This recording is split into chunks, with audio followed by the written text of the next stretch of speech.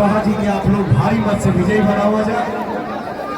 और एक तो लाइन हमके अचानक याद आ गई थी,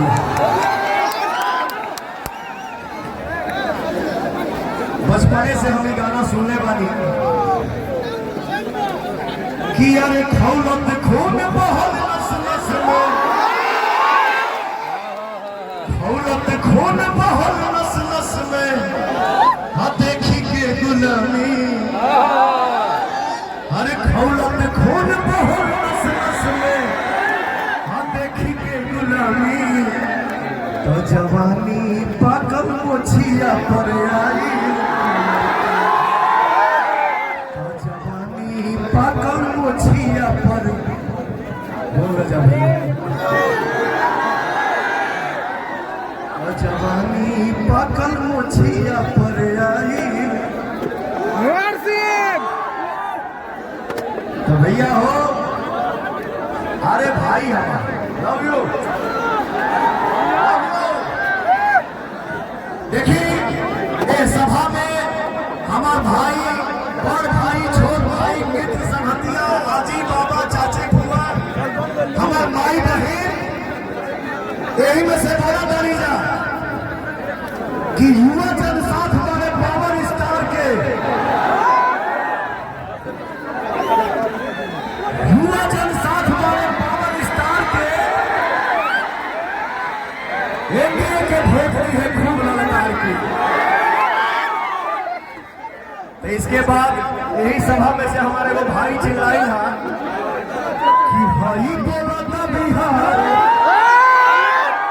भाई बोलता बिहार, सुनी पवन के पुकार,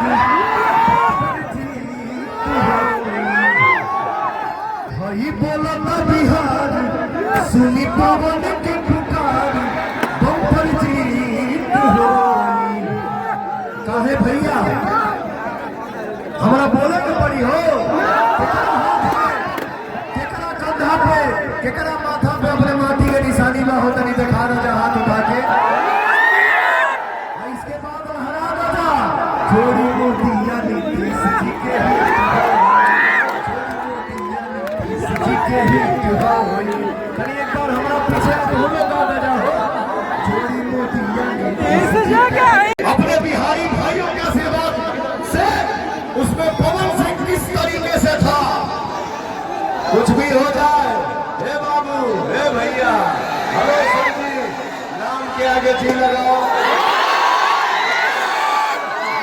तो ये घमंड नहीं है, एक धागा को कोई भी तोड़ सकता है, लेकिन अपने मिट्टी पे हम लोग जो इतने परिवार है, अगर इसको हम लोग ऐसे बांध दें तो कोई भी सोचेगा कि बिहारियों की तरफ देखना उचित होगा या नहीं होगा।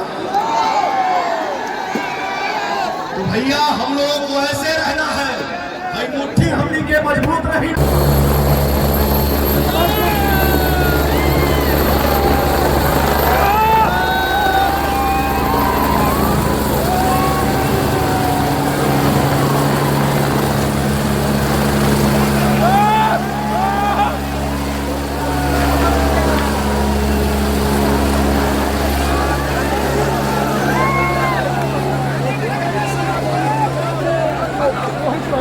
खत्म हो गई।